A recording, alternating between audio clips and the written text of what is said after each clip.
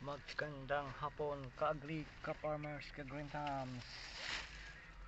Ito naman tayo ka-agri sa ating garden. Maglinis tayo ka-agri kay yung mga kamatis na matanda na ka-agri at ang tinatanggal yung mga dahon ka-agri at saka yung ibang nakaharang sa ating balag ka-agri kay taniman natin ng kagaya pabilya ng bagyo beans ka-agri ating itanim.